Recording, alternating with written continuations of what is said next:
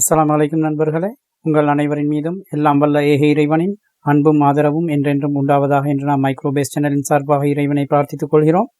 நாங்கள் சாஃப்ட்வேர்களை பற்றி படிக்கிற நேரங்களில் 2 விதமான சாஃப்ட்வேர்களை பார்த்தோம். ஒன்று சிஸ்டம் சாஃப்ட்வேர், அடுத்தது அப்ளிகேஷன் சாஃப்ட்வேராக இருந்தது.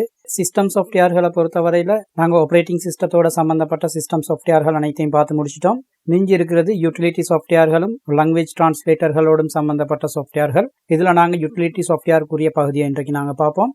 ஒரு கம்ப்யூட்டரோட சாஃப்ட்வேர் சம்பந்தமான ஹார்ட்வேர் சம்பந்தமான பகுதிகளை சரியான முறையில் பாதுகாக்கிற நோக்கத்தில் பல்வேறு விதமான யூட்டிலிட்டி ப்ரோக்ராம்களை ஒரு ஆப்ரேட்டிங் சிஸ்டம் தனக்குள்ள அடக்கி வச்சிருக்கோம். கடந்த காலங்களில் இருந்த ஆப்ரேட்டிங் சிஸ்டங்களுக்கு தனியாக நாங்கள் பணம் கொடுத்து வாங்குறது போக இவ்வாறான யூட்டிலிட்டி ப்ரோக்ராம்களுக்கும் நாங்கள் தனியாக பணம் கொடுத்து வாங்க வேண்டி இருந்தது. ஆனால் இந்த காலத்தில் வரக்கூடிய ஆப்ரேட்டிங் சிஸ்டம்களை பொறுத்தவரையில் இவ்வாறான யூட்டிலிட்டி ப்ரோக்ராம்களுக்கு நாங்கள் தனியாக பணம் கொடுத்து வாங்க வேண்டிய அவசியம் இல்லை. ஆப்ரேட்டிங் சிஸ்டம்களுக்குள்ளேயே இந்த யூட்டிலிட்டி ப்ரோக்ராம்கள் அமைஞ்சிருக்கிறது. இந்த ஆப்ரேட்டிங் சிஸ்டத்தோட வலிமையை இன்னும் அதிகரிக்கக்கூடியதாக இருக்கிறது. இவ்வாறான யூட்டிலிட்டி ப்ரோக்ராம்கள் ஒரு யூசருக்கு எவ்வாறான வசதிகளை வழங்கி இருக்கிறது என்ற விடயங்களை நாங்கள் இப்போ பார்ப்போம். இதில் நாங்கள் முதலாவதாக விண்டோஸ் பேக்கப்போட சம்பந்தப்பட்ட விடயங்களை பார்ப்போம். அதாவது நாங்கள் ஃபோன் பாவிக்கிற நேரங்களில் சில சந்தர்ப்பங்களில் ஃபோன் அடிக்கடி ஸ்ட்ரக் ஆகும்னு சொன்னால் அந்த ஃபோனை நாங்கள் ரீசெட் பண்ணி பாவிப்போம். இதே மாதிரி நாங்கள் கம்ப்யூட்டரை பாவிச்சு கொண்டு போகிற நேரங்கள்லையும் சில சந்தர்ப்பங்களில் கம்ப்யூட்டரில் தகாத முறையில் சில மெசேஜ்கள் வரும்னு சொன்னால் அல்லது கம்ப்யூட்டர் ஸ்ட்ரக் ஆகும்னு சொன்னால் இவ்வாறான சந்தர்ப்பங்களில் நாங்கள் கம்ப்யூட்டரில் இருக்கக்கூடிய ஃபைல்கள் ஃபோல்டர்கள் எல்லாத்தையும் பாதுகாப்பான இடங்களில் கொண்டு போய் வச்சுட்டு அதுக்கு பிறகு எங்களோட கம்ப்யூட்டரை நாங்கள் ரீசெட் பண்ணுவோம். இவ்வாறு ரீசெட் பண்ணுற நேரத்தில் எங்களோட கம்ப்யூட்டரில் ஏற்கனவே நாங்கள் பாவித்த ஃபைல்கள் ஃபோல்டர்கள் எல்லாமே அழியக்கூடிய சூழ்நிலை உருவாகும். இருந்தாலும் அந்த ஃபோல்டர்கள் ஃபைல்கள் எல்லாத்தையும் நாங்கள் அழிச்சிட்டு விண்டோஸை நாங்கள் ஃப்ரெஷ்ஷான முறையில் இன்ஸ்டால் பண்ணிட்டு பார்த்தோம்னு சொன்னால் எங்களோட கம்ப்யூட்டரில் இருக்கக்கூடிய அந்த ஸ்ட்ரக் ஆகக்கூடிய ஏனைய பிரச்சனைகள் எல்லாம் முடிவுக்கு வரும். எனவே இவ்வாறான ரீசெட் பண்ண வேண்டிய சந்தர்ப்பங்களில் எங்களுக்கு முக்கியமான ஃபைல்களையும் ஃபோல்டர்களையும் நாங்கள் இன்னொரு இடத்துல கொண்டு போய் வைக்கிற ப்ராசஸுக்கு தான் நாங்கள் பேக்கப்னு சொல்லி சொல்கிறோம். இவ்வாறு வைக்கிறதுக்கு உதவக்கூடிய சாஃப்ட்வேருக்கு தான் நாங்கள் பேக்கப் சாஃப்ட்வேர்னு சொல்லி சொல்கிறோம். இவ்வாறான பேக்கப் சாஃப்ட்வேரை அணுகிறதுக்காக எங்களுக்கு டாஸ்க் பாரில் இருக்கக்கூடிய விண்டோஸ் ஐக்கனை கிளிக் பண்ணுற நேரம் வரக்கூடிய ஸ்டார்ட் மெனுவை நாங்கள் கிளிக் பண்ணினோம்னு சொன்னால் அதுக்குள்ளே இருக்கக்கூடிய ப்ரோக்ராம்கள் எல்லாம் டிஸ்பிளே ஆகும். இந்த ஏரியாவில் விண்டோஸ் பேக்கப்னு சொல்லக்கூடிய ஆப்ஷனை நாங்கள் செலக்ட் பண்ணினோம்னு சொன்னால் விண்டோஸ் பேக்கப்போட சம்மந்தப்பட்ட சாஃப்ட்வேர் எங்களுக்கு டிஸ்பிளே ஆகும். இந்த சாஃப்ட்வேருக்குள்ளே நீங்கள் வந்து பார்த்தீங்கன்னா உங்களுக்கு விளங்கும் ஃபோல்டர்ஸ்ன்றதுக்கு கீழே உங்களோட ஃபைல்களையும் ஃபோல்டர்களையும் ஒன் டிரைவ்னு சொல்லக்கூடிய ஒரு சாஃப்ட்வேருக்கு கீழே இது கொண்டு போய் சேவ் பண்ணி வச்சிரும். அதாவது உங்களோட ஃபைல்களும் ஃபோல்டர்களும் இன்டர்நெட்டுக்குள்ளே சேவ் பண்ணப்படும். இவ்வாறு நீங்கள் சேவ் பண்ணிவிட்டு திரும்ப உங்களோட மெஷினை இன்ஸ்டால் பண்ணதுக்கு பிறகு அதே லொக்கேஷன்லேருந்து திரும்ப உங்களோட ஹார்ட் டிஸ்க்கு காப்பி பண்ணி கொள்ளலாம். அதாவது நீங்கள் காப்பி பண்ணி வச்சிருக்கக்கூடிய ஃபைல்களும் ஃபோல்டர்களும் சேஃபான இடத்துல இருக்கும். இதே மாதிரி நீங்கள் அப்ளிகேஷன்களோட சம்மந்தப்படுத்தி ஷார்ட்கட்டுகள் கிரியேட் பண்ணி வச்சிருக்கக்கூடிய விடயங்கள், கம்ப்யூட்டரில் ஏற்கனவே நீங்கள் செட்டிங்ஸோட சம்மந்தப்படுத்தி செட் பண்ணி வச்சிருக்கக்கூடிய விடயங்கள், இன்னும் கம்ப்யூட்டரில் நீங்கள் ஏற்கனவே சேவ் பண்ணி வச்சிருக்கக்கூடிய பாஸ்வேர்டுகளோட சம்மந்தப்பட்ட விடயங்கள், அக்கௌண்ட்டுகளோட சம்மந்தப்பட்ட விடயங்கள் போன்ற விவரங்கள் எல்லாத்தையும் இந்த பேக்கப் சாஃப்ட்வேர் காப்பி பண்ணி இன்டர்நெட்டில் ஒரு லொக்கேஷனில் சேவ் பண்ணி வச்சுக்கொள்ளும். அதை நீங்கள் கம்ப்யூட்டரை ரீசெட் பண்ணினதுக்கு பிறகு திரும்ப உங்களால் பெற்றுக்கொள்ளக்கூடியதாக இருக்கும். இவ்வாறான சாஃப்ட்வேர்களுக்கு தான் நாங்கள் பேக்கப் சாஃப்ட்வேர்கள்னு சொல்லி சொல்கிறோம். இது யூட்டிலிட்டி ப்ரோக்ராம்களால் எங்களுக்கு சப்போர்ட் தரக்கூடிய ஒரு விடயமாக இருக்கும். அடுத்ததாக வரக்கூடிய யூட்டிலிட்டி ப்ரோக்ராமுக்கு நாங்கள் டிஸ்கேனர்னு சொல்கிறோம் அல்லது ஸ்கேன் டிஸ்க்னு சொல்லுவோம். இந்த ப்ரோக்ராம் எங்களோட ஹார்ட் டிஸ்கில் ஜெனரேட் ஆகி இருக்கக்கூடிய எரர்ஸை கண்டுபிடிக்கிறதுக்கு உதவும். அதாவது நாங்கள் சில சந்தர்ப்பங்கள் கம்ப்யூட்டரை பாவிச்சு கொண்டிருக்கிற நேரங்களில் எங்களோட கம்ப்யூட்டரில் யூபிஎஸ் இல்லாமல் இருக்கும்னு சொன்னால் கரண்ட் போகக்கூடிய நேரங்களில் எங்களோட கம்ப்யூட்டரோட சம்மந்தப்பட்ட ஹார்ட் டிஸ்கில் டேமேஜஸ்கள் உருவாகும். இவ்வாறான டேமேஜ்களை நீக்கிற விதமாக விண்டோஸால் எங்களுக்கு ஒரு யூட்டிலிட்டி ப்ரோக்ராம் தரப்பட்டிருக்கும். இந்த சாஃப்ட்வேருக்கு நாங்கள் டிஸ்கேனர் அல்லது ஸ்கேன் டிஸ்க் சாஃப்ட்வேர்னு சொல்லுவோம். இதை அணுகிறதுக்காக எங்களோட மை கம்ப்யூட்டரை டபுள் கிளிக் பண்ணி வரக்கூடிய சி டிரைவில் ரைட் கிளிக் பண்ணினோம்னு சொன்னால் அதுக்குள்ளே ப்ராப்பர்ட்டிஸ்னு சொல்லி ஒரு ஆப்ஷன் ஒன்று இருக்கும். இந்த ப்ராப்பர்ட்டிஸை நாங்கள் செலக்ட் பண்ணினோம்னு சொன்னால் எங்களுக்கு ஒரு விண்டோ ஓப்பன் ஆகும். அந்த விண்டோவில் நாங்கள் ஜெனரல்ன்ற டெப்பு கீழே இருப்போம். இந்த ஏரியாவில் எங்களோட ஹார்ட் டிஸ்கில் சி டிரைவுக்காக ஒதுக்கப்பட்டு இருக்கக்கூடிய இடத்திட கெப்பாசிட்டி என்ன, அதில் நாங்கள் எவ்வளவு யூஸ் பண்ணியிருக்கிறோம், அந்த டிரைவில் நாங்கள் யூஸ் பண்ணாத ஃப்ரீ ஸ்பேஸ் எவ்வளவு இருக்குது போன்ற தகவல்கள் எல்லாத்தையும் இந்த இடத்துல காட்டி கொண்டிருக்கும். இந்த ஜென்ரல் டெப்புக்கு அடுத்ததாக இருக்கக்கூடிய டூல்ஸ்னு சொல்லக்கூடிய ஒரு டெப்பை நாங்கள் செலக்ட் பண்ணினோம்னு சொன்னால் இதில் எரர் செக்கிங்கிற ஏரியாவுக்கு கீழே செக்குன்னு சொல்லி ஒரு பட்டன் ஒன்று இருக்கும். இந்த பட்டனை நாங்கள் ப்ரெஸ் பண்ணினோம்னு சொன்னால் எங்களோட கம்ப்யூட்டரில் இருக்கக்கூடிய எரர்ஸை செக் பண்ணக்கூடிய ப்ராசஸ் ஸ்டார்ட் ஆகும். ஒரு கம்ப்யூட்டரை நல்ல முறையில் பாவிக்கக்கூடியவங்க பொதுவாக மாதத்துக்கு ஒரு முறையாவது இந்த ப்ரொசஸ் செய்கிறதை எங்களால் காணக்கூடியதாக இருக்கும். அடுத்ததாக நாங்கள் பாவிக்கக்கூடிய யூட்டிலிட்டி சாஃப்ட்வேருக்கு நாங்கள் டிஃப்ராக்மெண்டேஷன் சொல்லுவோம். இந்த டிஃப்ராக்மெண்ட் சொல்லக்கூடியது என்னான்னு சொன்னால், ஒரு கம்ப்யூட்டரை நாங்கள் பல வருடங்களுக்கு பாவிக்கிற நேரங்களில் அதில் ஹார்ட் டிஸ்கில் நிறைய விஷயங்களை நாங்கள் சேவ் பண்ணுவோம். கொஞ்சம் காலத்துக்கு பிறகு அந்த விடயங்கள் தேவையில்லைன்னு சொல்லிட்டு அழிச்சிட்டு திரும்ப இன்னும் புதிய விடயங்களை போடுவோம், திரும்ப அழிப்போம், திரும்ப போடுவோம். இந்த மாதிரி செயல்முறைகள் நடக்கிற நேரத்தில் ஹார்ட் டிஸ்கில் சேவ் பண்ணி கொண்டு போகக்கூடிய அந்த பாதைக்கு நாங்கள் ட்ரக்ஸ்ன்னு சொல்லுவோம். இவ்வாறான ட்ரக்ஸில் வெவ்வேறு இடங்களில் இருக்கக்கூடிய ஃபைல்களை நாங்கள் கண்டினியூவஸாக டிலீட் பண்ணி கொண்டு போகிற நேரங்களில் உருவாகக்கூடிய எம்டி ஸ்பேஸில் தான் அடுத்து நாங்கள் சேவ் பண்ணக்கூடிய ஃபைல்கள் சேவ் ஆக தொடங்கும். இவ்வாறான சந்தர்ப்பங்களில் நாங்கள் ஒரு பெரிய ஃபைலை கொண்டு இந்த ஹார்ட் டிஸ்கில் சேவ் பண்ண பார்ப்போம்னு சொன்னால், உதாரணத்துக்கு ஒரு மூவி எடுத்தோம்னு சொன்னால் அந்த மூவி கிட்டத்தட்ட 4.5 GB வரும்னு சொன்னால், இந்த 4.5 GBக்குரிய ஒரு பெரிய ஃபைலை நாங்கள் ஹார்ட் டிஸ்கில் சேவ் பண்ண பார்க்குற நேரங்களில் அந்த ஹார்ட் டிஸ்கில் மிச்சம் இருக்கக்கூடிய ஃப்ரீ ஸ்பேஸ் எல்லாத்தையும் எடுத்து பார்த்தோம்னு சொன்னால் அது சின்ன சின்ன ஸ்பேஸாக தான் இருக்கும். 4.5 GBயையும் தனி ஃபைலாக சேவ் பண்ணக்கூடிய கெப்பாசிட்டி இந்த எம்டி ஸ்பேஸுகளில் இருக்காது. இவ்வாறான சந்தர்ப்பங்களில் இந்த ஹார்ட் டிஸ்க் என்ன செய்யும்னு சொன்னால், அந்த 4.5 GBக்குரிய ஃபைலை துண்டு துண்டாக உடைச்சி வெவ்வேறு இடங்களில் சேவ் பண்ணி வைக்கும். ஒரு ஃபைல் தனித்தனி பாகங்களாக பிரிக்கப்பட்டு வெவ்வேறு இடங்களில் சேவ் பண்ணக்கூடிய இந்த நிகழ்ச்சிக்கு தான் நாங்கள் ஃப்ரெக்மெண்டேஷன் அல்லது துண்டாடுதல்னு சொல்கிறோம். இப்படி வேறு வேறு இடங்களில் ஒரு ஃபைல் சேமிக்கப்படுறதால பிரச்சனை இல்லை.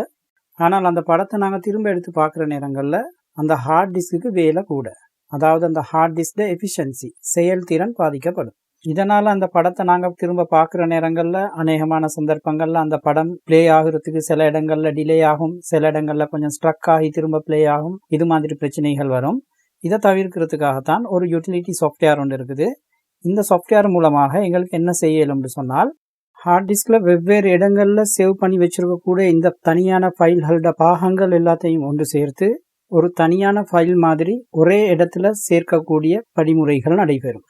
இவ்வாறு ஒவ்வொரு ஃபைலாக ரீஅரேஞ்ச் பண்ணி சரியான முறையில் ஒரு ஆர்டர் படி ஃபைல்கள் எல்லாத்தையும் அடுக்கி வைக்கும்னு சொன்னால், அதுக்கு பிறகு அந்த ஃபைல்களை எக்ஸஸ் பண்ணுற நேரத்தில் கம்ப்யூட்டரோட ஸ்பீட் அதிகரிக்கிறதை எங்களால் காணக்கூடியதாக இருக்கும்.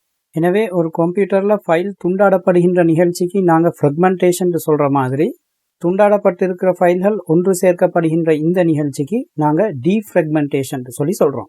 அதே நேரம் முக்கியமான ஒரு விடயத்தையும் நாங்கள் மனசில் எடுத்துக்கொள்ளணும். ஒரு கம்ப்யூட்டர் ஸ்லோவாக இருக்கும்னு சொன்னால் அதுக்கு பல்வேறு தரப்பட்ட காரணங்கள் இருக்கலாம். வைரஸ் காரணமாக இருக்கலாம், ஹார்ட் டிஸ்கில் அல்லது ஹார்ட்வேரில் இருக்கக்கூடிய சின்ன சின்ன டேமேஜ்கள் காரணமாகவும் ஒரு மெஷின் ஸ்லோவாக இருக்கலாம். இந்த ஃப்ரெக்மெண்டேஷனும் ஒரு காரணமாக இருக்கலாம். ஆனால் ஃப்ரெக்மெண்டேஷனால தான் ஒரு மெஷின் ஸ்லோ ஆகுதுன்னு சொல்லி நாங்கள் விளங்கி கொள்ளக்கூடாது. மெஷின் ஸ்லோ ஆகிறதுக்கு இதுவும் ஒரு காரணம் என்று நாங்கள் விளங்கி கொண்டால் போதுமானது. ஆனால் லினக்ஸ் மாதிரி சாஃப்ட்வேர்களை நாங்கள் எடுத்து பார்த்தோம்னு சொன்னால் அது இந்த ஃப்ரெக்மெண்டேஷனுக்குரிய டெக்னாலஜியை பாவிக்காமல் வேறு விதமான தொழில்நுட்பங்களை தான் அது பாவிக்கும். உதாரணத்துக்கு ஒரு யூசர் ஒரு ஃபைலை ஒரு இடத்துல சேவ் பண்ணி வைக்கிறாருன்னு சொன்னால், அந்த சேவ் பண்ணுறதுக்கு தேவையான இடம் போக மேலதிகமான கொஞ்சம் இடத்தையும் அந்த ஃபைலோட சேர்த்து ஸ்டோர் பண்ணி வைக்கும். எப்பயாலும் ஒரு நேரத்தில் அந்த யூசர் அதே ஃபைலை ஓப்பன் பண்ணி சில மாடிஃபிகேஷன்களை செஞ்சு அந்த ஃபைலில் கெப்பாசிட்டியை பெருப்பிப்பார்னு சொன்னால் அந்த லினக்ஸ் ஸ்டோர் பண்ணின இடம் அவரோட ஃபைலுக்கு சேவ் பண்ணுறதுக்கு போதுமானதாக இருக்கும். அதையும் விட இவரோட ஃபைல் பெருசாகும்னு சொன்னால் அந்த முழு ஃபைலையும் கம்ப்ளீட்டாக கலட்டி எடுத்துகிட்டு இன்னொரு ஃப்ரீ ஸ்பேஸ் போதுமான அளவு இருக்கக்கூடிய ஒரு இடத்துல கொண்டு சேவ் பண்ணி விட்டுடும். இதனால் இந்த லினக்ஸ் சாஃப்ட்வேரில் ஆப்ரேட்டிங் சிஸ்டம் ஃபைல்களை ஸ்டோர் பண்ணுற நேரங்களில் அதுக்கு டிஃப்ரெக்மெண்ட் பண்ண வேண்டிய அவசியம் வராது. எனவே லினக்ஸ் சாஃப்ட்வேர் டிஃப்ரெக்மெண்டேஷன் சொல்லக்கூடிய யூட்டிலிட்டி சாஃப்ட்வேரை பாவிக்காது. இதெல்லாம் தான் டிஃப்ரெக்மெண்ட்டோட சம்மந்தப்பட்ட விடயங்களாக இருக்கும். அடுத்த யூட்டிலிட்டி சாஃப்ட்வேருக்கு உதாரணமாக எங்களுக்கு ஃபைல் டேட்டா கம்ப்ரெஷனுக்குரிய சாஃப்ட்வேரை எடுத்துக்கொள்ளலாம். இந்த சாஃப்ட்வேர்கள் மூலமாக பெரிய கெப்பாசிட்டியில் இருக்கக்கூடிய ஃபைல்களை எங்களுக்கு சின்ன கெப்பாசிட்டிக்கு மாற்றிக்கொள்ளலாம். ஒரு உதாரணத்துக்கு எங்களோட டெஸ்க்டாப்பில் இருக்கக்கூடிய ஃபோன்ஸ்னு சொல்லக்கூடிய ஒரு ஃபோல்டருக்கு மேலே நான் ரைட் கிளிக் பண்ணி ப்ராப்பர்ட்டிஸ்ன்ற ஏரியாவுக்கு வரேன். இதில் பாருங்கள், இந்த ஃபோன்ட்டுக்குரிய ஃபைல் கெப்பாசிட்டி 4.87 MBன்னு சொல்லி இருக்குது. அதே நேரம் இந்த ஃபோன்ட்டுக்குரிய ஃபைலை டபுள் கிளிக் பண்ணி நான் உள்ளே பார்த்தேன்னு சொன்னால் அதில் 3 ஃபோல்டர்கள் இருக்குது. எரப் ஃபோன்ஸ்னு சொல்லி எரப் ஃபோன் கலெக்ஷன் ஒன்று இருக்குது, சிங்கள ஃபோன் கலெக்ஷன் ஒன்று இருக்குது, அதே மாதிரி தமிழ் ஃபோன் கலெக்ஷன் ஒன்று இருக்குது. அடுத்ததாக ஒரு டாக்குமெண்ட் ஒன்றும் இருக்குது. இதை நாங்கள் மனசில் வச்சுக்கொண்டு இந்த ஃபோன்ஸ் ஃபோல்டரில் நான் ரைட் கிளிக் பண்ணி சென்ட்ன்ற ஒரு ஆப்ஷனை செலக்ட் பண்ணி கம்ப்ரஸ், அதாவது ஜிப் ஃபோல்டர்னு சொல்லக்கூடிய ஒரு ஆப்ஷனை நான் செலக்ட் பண்ணுறேன்.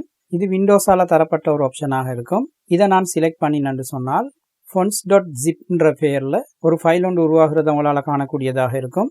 இந்த ஃபைலுக்கு மேலே நான் ரைட் கிளிக் பண்ணி ப்ராப்பர்ட்டிஸில் போய் பார்த்தேன்னு சொன்னால் இதில் 2.89 MBன்னு காட்டுது. அதே நேரம் இந்த ஃபைலை ஓப்பன் பண்ணி ஃபொன்ட்ஸ்ன்ற ஃபோல்டருக்குள்ளே நான் போய் பார்த்தேன்னு சொன்னால் முதல் ஃபோல்டரில் இருந்த அத்தனை ஃபைல்களும் ஒன்றும் குறைவில்லாத முறையில் அந்த டாக்குமெண்ட்டோட இருக்குது. அதாவது இந்த ஃபோல்டருக்குள்ளே இருந்த விடயங்கள் எல்லாமே அடுத்த ஜிப் ஃபைலுக்குள்ளேயும் இருக்குது. அதே நேரம் நாங்கள் இதுகளோட கெப்பாசிட்டியை செக் பண்ணுற நேரம் நான் ஃபொன்ட்ஸில் ப்ராப்பர்ட்டிஸ்க்கு வந்து அதோட கெப்பாசிட்டியை நான் வேற எடுத்து வைக்கிறேன். இந்த ஃபொன்ட் ஜிப் ஃபைலுக்குரிய கெப்பாசிட்டியையும் நான் ப்ராப்பர்ட்டிஸில் போய் செக் பண்ணி அதையும் வேறையாக நான் எடுத்து வைக்கிறேன். இப்போ ரெண்டையும் ஒப்பிட்டு பாருங்கள். முதல் ஃபோல்டரோட கெப்பாசிட்டி 4.87 MBயாக இருக்கிற அதே நேரத்தில் ரெண்டாவது ஜிப் ஃபைலுக்குரிய கெப்பாசிட்டி 2.89 MBயாக குறைஞ்சிருக்குது.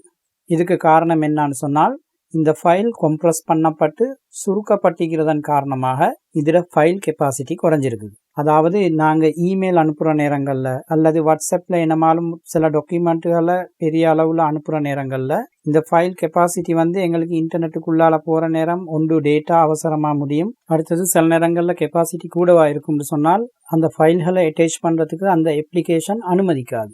இவ்வாறான சந்தர்ப்பங்களில் நாங்கள் இந்த மாதிரி ஜிப் பண்ணி அனுப்புகிற நேரம் எங்களுக்கு அந்த ஃபைல்களை லேசாக அனுப்பி கொள்ளக்கூடியதாக இருக்கும். அதே நேரம் இவ்வாறான ஃபைல்களை சேவ் பண்ணி வைக்கிற நேரங்களில் எங்களோட ஹார்ட் டிஸ்க்லையும் கூட இடத்தை மிச்சப்படுத்திக் கொள்றதுக்கு இந்த மாதிரி சாஃப்ட்வேர்கள் உதவியாக இருக்கும். அடுத்த சாஃப்ட்வேரை நாங்கள் எடுத்து செக் பண்ணி பார்த்தோம்னு சொன்னால் அது டாஸ்க் மேனேஜருக்குரிய ப்ரோக்ராமாக இருக்கும். இந்த டாஸ்க் மேனேஜருக்குரிய ப்ரோக்ராம் அணுகிறதுக்காக நாங்கள் டாஸ்க் பாரில் ரைட் கிளிக் பண்ணி டாஸ்க் மேனேஜர்னு சொல்லக்கூடிய ஆப்ஷனை நாங்கள் செலக்ட் பண்ணி பார்த்தோம்னு சொன்னால் நாங்கள் ஒர்க் பண்ணுற இந்த செகண்டில் என்னென்ன ப்ரோக்ராம்கள் எங்களோட கம்ப்யூட்டர் மெமரியில் லோட் ஆகி இருக்குது, ப்ரொசஸர் தனது மொத்த கெப்பாசிட்டியில் எங்களோட ப்ரோக்ராமை இப்போ லோட் பண்ணுறதுக்காக எந்த அளவு பெர்சன்டேஜை பாவிக்குது, அதே மாதிரி ரெம் தனது மொத்த கெப்பாசிட்டியில் இந்த ப்ரோக்ராம்களோட ஒர்க் பண்ணுறதுக்காக எந்த அளவு பெர்சன்டேஜை பாவிக்குது போன்ற விவரங்களை எங்களால் பார்த்துக்கொள்ளும். இவ்வாறே நாங்கள் தனித்தனியாக இருக்கக்கூடிய ஒவ்வொரு ப்ரோக்ராமும் ப்ரொசஸரோட கெப்பாசிட்டியில் மொத்தமாக எந்த அளவு பெர்சன்டேஜை யூஸ் பண்ணுது, ரெம்ட கெப்பாசிட்டியில் எந்த அளவு பெர்சன்டேஜை யூஸ் பண்ணுது போன்ற விவரங்களையும் கூட எங்களுக்கு தனித்தனியாக பார்த்து கொள்ளக்கூடியதாக இருக்கும். இவ்வாறே நாங்கள் பெர்ஃபார்மன்ஸ் சொல்லக்கூடிய டெப்பை கிளிக் பண்ணி சிபியூன்ற ஆப்ஷனை செலக்ட் பண்ணுறதன் மூலமாக இந்த ப்ரொசஸர் தனது கெப்பாசிட்டியோட மொத்த அளவில் எந்த அளவு ப்ரொசஸிங் வேலைகளுக்காக இந்த அப்ளிகேஷன்களை பாவிக்குதுன்றதை எங்களுக்கு கிராஃப் மூலம் பார்த்து கொள்ளக்கூடியதாக இருக்கும். இவ்வாறே நாங்கள் மெமரின்னு சொல்லக்கூடிய டெப்பை செலக்ட் பண்ணுறதன் மூலமாக எங்களோட கம்ப்யூட்டரில் இருக்கக்கூடிய ரேம் எந்த அளவு பெர்சன்டேஜ் இந்த ப்ரோக்ராம்களோட ஒர்க் பண்ணுறதுக்காக பாவிக்குதுன்ற விவரத்தையும் கூட எங்களுக்கு கிராஃப் மூலம் பார்த்து கொள்ளக்கூடியதாக இருக்கும். டாஸ்க் மேனேஜரோட சம்மந்தப்பட்ட விடயங்களை பொறுத்தவரையில் இந்த விடயங்கள் உங்களுக்கு போதுமான அளவு இருக்கும். அடுத்ததாக நாங்கள் பார்க்க போகிற சாஃப்ட்வேரை பொறுத்தவரையில் இந்த சாஃப்ட்வேருக்கு சிஸ்டம் டயக்னோஸ்டிக் டூல்னு சொல்லி நாங்கள் சொல்லுவோம். இதில் நீங்கள் ஸ்டார்ட் பட்டனை கிளிக் பண்ணி செட்டிங்ஸ்குள்ளே வந்து அதில் இருக்கக்கூடிய சர்ச் பாரில் டிவைஸ் ஸ்பெசிஃபிகேஷன்ஸ்னு சொல்லி டைப் பண்ணினீங்கன்னு சொன்னால் அதில் உங்களோட கம்ப்யூட்டரோட சம்மந்தப்பட்ட டீட்டெயில்கள் உங்களுக்கு டிஸ்பிளே ஆகும். நீங்கள் புதிதாக ஒரு கம்ப்யூட்டரை வாங்குகிற நேரங்களில் இந்த டிவைஸ் ஸ்பெசிஃபிகேஷன்ற இந்த ஏரியாக்குள்ளே வந்து உங்களுக்கு இந்த கம்ப்யூட்டரோட சம்மந்தப்பட்ட சில தகவல்களை பெற்றுக்கொள்ளக்கூடியதாக இருக்கும். நான் செக் பண்ணி கொண்டிருக்கிற இந்த மெஷினை பொறுத்த வரையில் உங்களுக்கு பார்க்கலும் இந்த மெஷின் பாவிக்கக்கூடிய ப்ரொசஸர் Core i5 ப்ரொசஸராக இருக்குது. இதில் இன்ஸ்டால் பண்ணப்பட்டிருக்கிற ரேம் 8GB இருக்குது. இதே மாதிரி டிவைஸ் ஐடி, ப்ராடக்ட் ஐடி, அடுத்தது 64-bit ஆப்பரேட்டிங் சிஸ்டம் இன்ஸ்டால் பண்ணப்பட்டிருக்குது. இதில் இன்ஸ்டால் பண்ணப்பட்டிருக்கக்கூடிய விண்டோஸ் வெர்ஷன் 2004 இருக்குது. விண்டோஸ் ப்ரொஃபஷனல் எடிஷன் இன்ஸ்டால் பண்ணப்பட்டிருக்குது. இது போன்ற தகவல்கள் எல்லாத்தையும் உங்களுக்கு இந்த டிவைஸ் ஸ்பெசிஃபிகேஷன் ஏரியாக்குள்ளே வந்து பார்க்கக்கூடியதாக இருக்கும். இதோட நாங்கள் ஏற்கனவே விளங்கப்படுத்தின டிவைஸ் மேனேஜருக்குரிய ஏரியாவை நீங்கள் போய் செக் பண்ணி பார்த்தீங்கன்னு சொன்னால் புதிதாக நீங்கள் கம்ப்யூட்டர்கள் வாங்குகிற நேரம் அந்த கம்ப்யூட்டரோட கண்டிஷன் என்னான்ற தகவல்களை உங்களால் பூரணமாக பெற்றுக்கொள்ளக்கூடியதாக இருக்கும். எனவே இந்த சிஸ்டம் டயக்னோஸ்டிக் டூல்னு சொல்லக்கூடியது யூட்டிலிட்டி ப்ரோக்ராம்களால் வழங்கப்பட்ட பிரயோசனம் தரக்கூடிய ஒரு சேவையாக இருக்கும். அடுத்து வரக்கூடிய ஆன்டிவைரஸ் சாஃப்ட்வேரும் யூட்டிலிட்டி ப்ரோக்ராம்களுக்கு கீழே தான் வரும். அதை நாங்கள் ஏற்கனவே பார்த்துட்டோம்.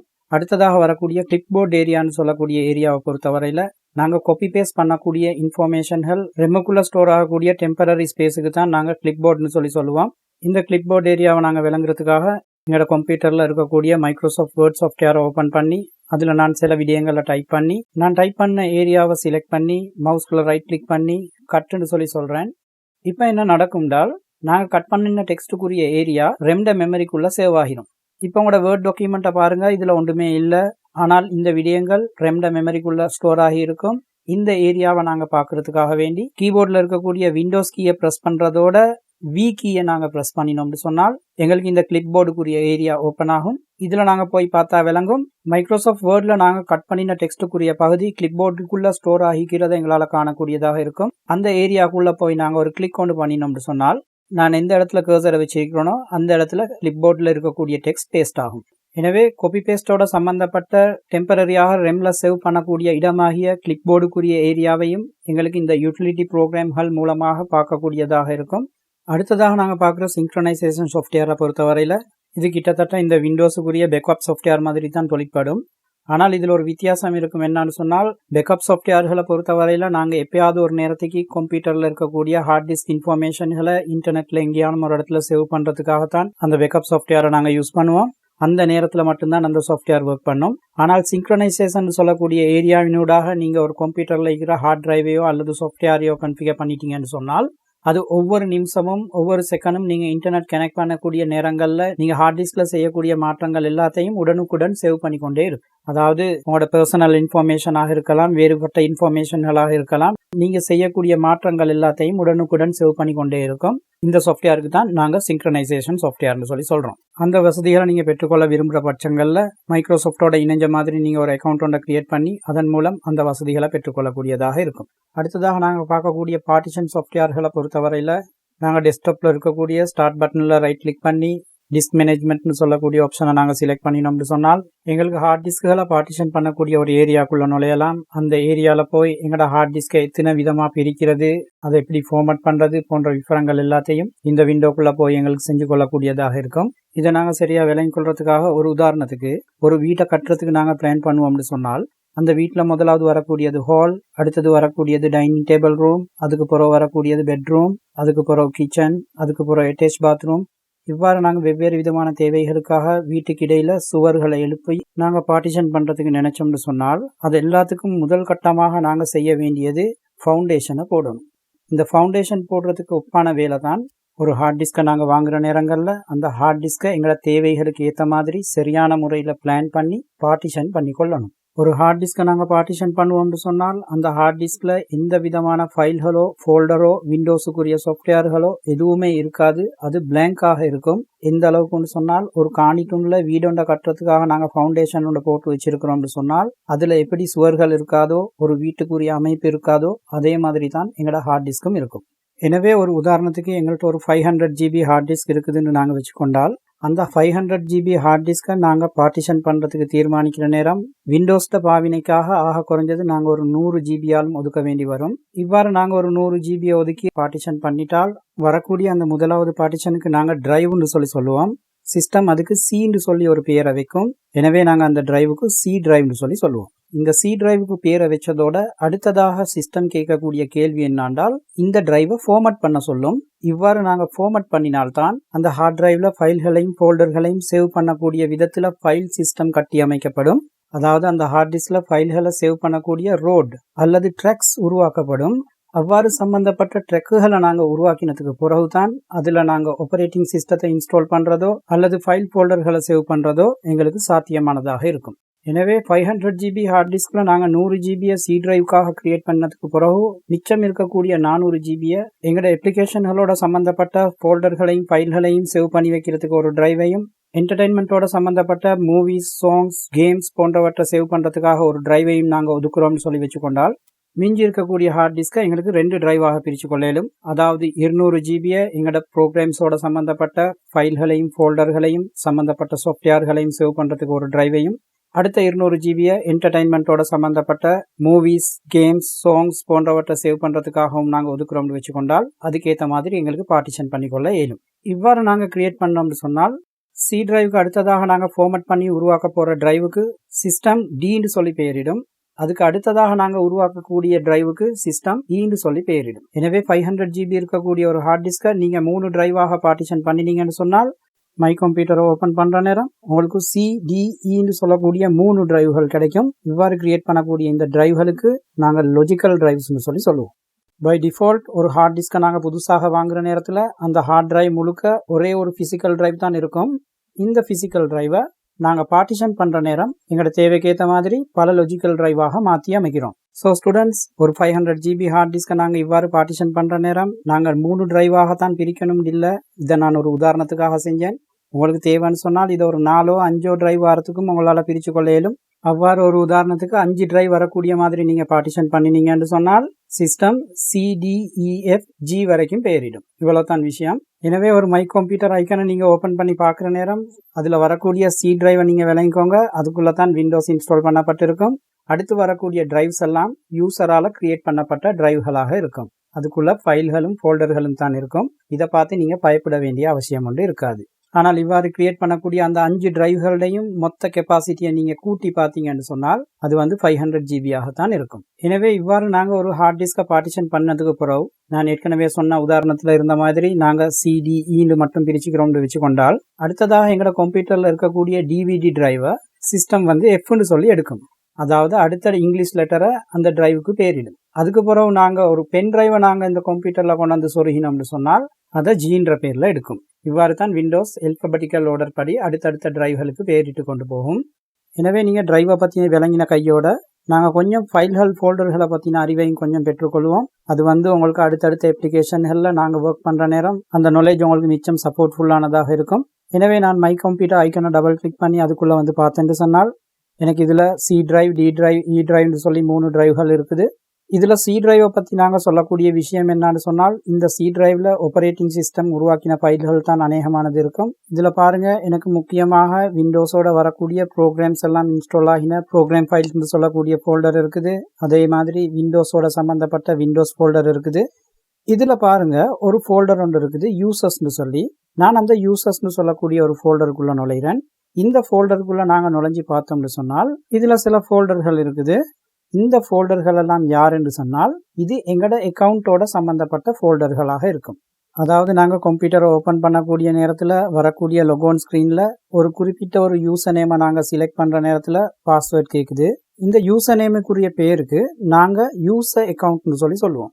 அதாவது மைக்ரோன்ற பேரில் நான் ஒரு யூசர் அக்கௌண்ட்டை க்ரியேட் பண்ணி வச்சிருக்கிறேன். இந்த மைக்ரோ அக்கௌண்ட்டுக்குரிய பாஸ்வேர்டை நான் டைப் பண்ணி விண்டோஸுக்குள்ளே நுழைஞ்சேன்னு சொன்னால் இந்த டெஸ்க்டாப்பில் தான் நாங்கள் ஒர்க் பண்ணுறதுக்கு ஸ்டார்ட் பண்ணுறோம். நான் என்ன சொல்ல வரேன்னு சொன்னால் இந்த மை கம்ப்யூட்டர் ஓப்பன் பண்ணி வரக்கூடிய C டிரைவுக்குள்ளே நாங்கள் யூசர்ஸ்ன்ற ஃபோல்டருக்குள்ளே நுழைஞ்சோம்னு சொன்னால் அதுக்குள்ளே ஒரு ஃபோல்டர் ஒன்றை காட்டுது மைக்ரோன்ற பேரில். இந்த மைக்ரோன்ற ஃபோல்டருக்குள்ளே நுழைஞ்சோம்னு சொன்னால் அதுக்குள்ளே சில சப் ஃபோல்டர்கள் இருக்குது பாருங்கள். அதில் ஒரு ஃபோல்டர் ஒன்று இருக்குது டெஸ்க்டாப்னு சொல்லி. இந்த டெஸ்க்டாப்ன்றதை நாங்கள் டபுள் கிளிக் பண்ணி உள்ளுக்கு போனோம்னு சொன்னால் அந்த ஃபோல்டரும் எனக்கு இங்கே பேக்ரவுண்டில் இருக்கக்கூடிய ஃபோல்டரும் சேம். இவற்றை நல்லா பாருங்கள். இந்த டெஸ்க்டாப் ஃபோல்டருக்குள்ளே புக்ஸ்ன்ற பேர்லையும் ஃபோன்ஸ்ன்ற பேர்லையும் 2 ஃபோல்டர்கள் இருக்குது. இதே ஃபோல்டர்கள் பேக்ரவுண்டில் எங்களுக்கு டெஸ்க்டாப்லையும் புக்ஸ்ன்ற பேர்லையும் ஃபோன்ஸ்ன்ற பேர்லையும் 2 ஃபோல்டர்கள் இருக்குது. இதே மாதிரி இதுக்குள்ளே ரியாஸ்ன்ற பேரில் ஒரு ஃபைலும் கியூப்ஸ் ஃபார்முலான்ற பேரில் இன்னொரு ஃபைலும் இருக்குது. அதே ஃபைல்கள் 2 இங்கேயும் இருக்குது. எனவே நான் இதை இன்னும் கொஞ்சம் கன்ஃபார்ம் பண்ணுறதுக்காக வேண்டி எங்களோட இந்த ஃபோல்டருக்குள்ளே இருக்கக்கூடிய ஒரு பிளாங்க் ஏரியாவில் ரைட் கிளிக் பண்ணி நியூ ஃபோல்டர்னு சொல்கிறேன். இப்போ எனக்கு ஒரு புது ஃபோல்டர் ஒன்று க்ரியேட் ஆகிக்குது. இந்த ஃபோல்டருக்கு நான் டெஸ்ட்னு சொல்லி பேரிட்டுட்டு என்டர் பண்ணுறேன்.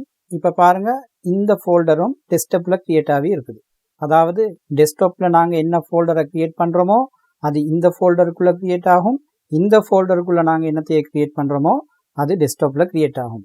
அதாவது விண்டோஸில் நாங்கள் பார்க்கக்கூடிய டெஸ்க்டாப்னு சொல்லக்கூடிய ஏரியா உண்மையில் C டிரைவில் இருக்கக்கூடிய ஒரு சப் ஃபோல்டர் ஒன்று தான் அதுன்ற நீங்கள் விளங்கிக்கோங்க. அது மட்டும் இல்லை, இந்த யூசர்ஸ் ஃபோல்டருக்குள்ளே நீங்கள் நுழைஞ்சி பார்த்தீங்கன்னு சொன்னால் இன்னும் பலவிதமான ஃபோல்டர்கள் எங்களுக்கு விண்டோஸ் க்ரியேட் பண்ணி தந்துருக்குது. உதாரணத்துக்கு நாங்கள் அப்ளிகேஷன்களில் ஒர்க் பண்ணுற டாக்குமெண்ட் ஒர்க்கோட சம்மந்தப்பட்ட ஃபைல்கள் எல்லாத்தையும் இந்த டாக்குமெண்ட்ன்ற ஃபோல்டரில் சேவ் பண்ணலாம். நாங்கள் கேமராவில் எடுக்கக்கூடிய பிக்சரோட சம்மந்தப்பட்ட ஃபைல்கள் எல்லாத்தையும் இந்த பிக்சர் ஃபோல்டருக்குள்ளே சேவ் பண்ணலாம். இதே மாதிரி நாங்கள் கேமராவில் எடுக்கக்கூடிய வீடியோ சம்மந்தமான ஃபைல்களையும் நாங்கள் இன்டர்நெட்டில் டவுன்லோட் பண்ணக்கூடிய மூவியோட சம்மந்தப்பட்ட ஃபைல்களையும் இந்த வீடியோஸ் ஃபோல்டரில் கொண்டு போய் உங்களுக்கு சேவ் பண்ணிக்கொள்ளலாம். இதே மாதிரி நீங்கள் இன்டர்நெட்டில் டவுன்லோட் பண்ணக்கூடிய வீடியோங்கள் எல்லாத்தையும் இந்த டவுன்லோட் ஃபோல்டர்ன்ற ஏரியாக்குள்ளே போய் உங்களுக்கு பார்க்கக்கூடியதாக இருக்கும். இவ்வாறு நிறைய ஃபோல்டர்ஸ்களை விண்டோஸ் எங்களுக்கு க்ரியேட் பண்ணி தந்திருக்கோம்.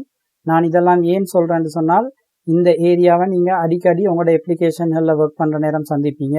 உதாரணத்துக்கு நான் இந்த my computer icon double click பண்ணி ஓப்பன் பண்ணினு சொன்னால் இப்போ பாருங்கள், மேலே காட்டக்கூடிய இந்த ஃபோல்டர்கள் எல்லாமே இந்த யூசர் ஃபோல்டருக்குள்ளே இருக்கக்கூடிய ஃபோல்டர்கள் தான். இதை பார்த்து நீங்கள் குழம்ப வேண்டிய அவசியம் ஒன்றில்லை. இதே மாதிரி நாங்கள் வேர்ட் அப்ளிகேஷனை ஓப்பன் பண்ணி ஏதானும் ஒரு ஃபைல் ஒன்றை நாங்கள் டைப் பண்ணிவிட்டு அதை நாங்கள் சேவ் பண்ணுறதுக்கு போனோம்னு சொன்னால் அந்த சேவ் விண்டோலையும் சைடில் இருக்கக்கூடிய ஆப்ஷன்கள் எல்லாத்துலேயும் இந்த லொக்கேஷன்கள் காட்டப்பட்டிருக்கும். இந்த லொக்கேஷன்களை பார்த்து நீங்கள் பெருசாக குழம்பிக் கொள்ள வேண்டிய அவசியம் இல்லை. இதெல்லாம் அந்த யூசர்ஸ் ஃபோல்டருக்குரிய லொக்கேஷன்களை தான் இங்கே லிங்க்குகளாக தந்திருக்கிறாங்கன்னு நீங்கள் விளங்கி கொண்டால் போதும். மற்றபடி நீங்கள் இந்த ஃபைல்களோ ஃபோல்டர்களையோ சேவ் பண்ணுற நேரங்களில் நீங்கள் கவனமாக இருங்க. நாங்கள் எந்த இடத்துல போய் சேவ் பண்ணுறோன்ற விஷயத்த நீங்கள் விளங்கி கொண்டீங்கன்றால் அது உங்களுக்கு 100% போதுமானதாக இருக்கும். உதாரணத்துக்கு நான் இந்த இடத்துல நான் லொக்கேஷனை செலக்ட் பண்ணுறேன், மை கம்ப்யூட்டர்ன்ற நான் டபுள் கிளிக் பண்ணால் இப்போ வரக்கூடிய ஓப்பன் விண்டோவில் உங்களுக்கு பார்க்கக்கூடியதாக இருக்கும். மை கம்ப்யூட்டரில் இருக்கக்கூடிய டிரைவ்ஸ் எல்லாத்தையும் காட்டுது. இதில் நான் டி டிரைவை செலக்ட் பண்ணுறேன். இந்த ஃபைலை டெஸ்ட்ன்ற பேரில் நான் சேவ் பண்ணுறேன். சேவ்ன்ற பட்டனை நான் ப்ரெஸ் பண்ணினேன்னு சொன்னால் எனக்கு இந்த ஃபைல் டி டிரைவில் சேவ் ஆகிருச்சு.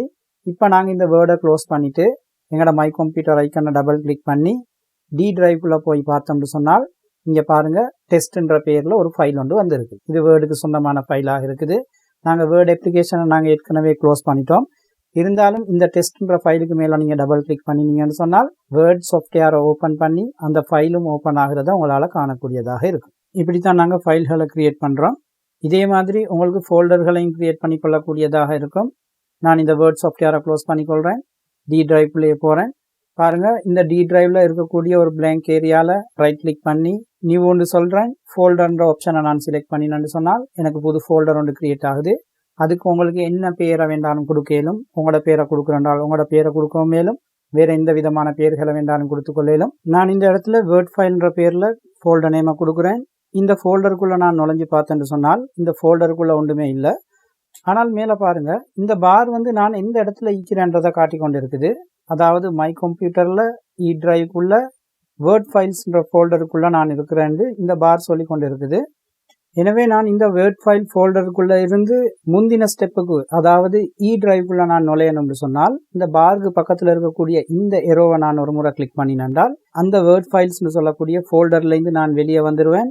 இ டிரைவ்க்குள்ளே நுழைஞ்சிடுவேன். இப்போ இந்த பாரை பாருங்கள், மை கம்ப்யூட்டருக்குள்ளே இ டிரைவ் மட்டும் காட்டி கொண்டு இருக்குது.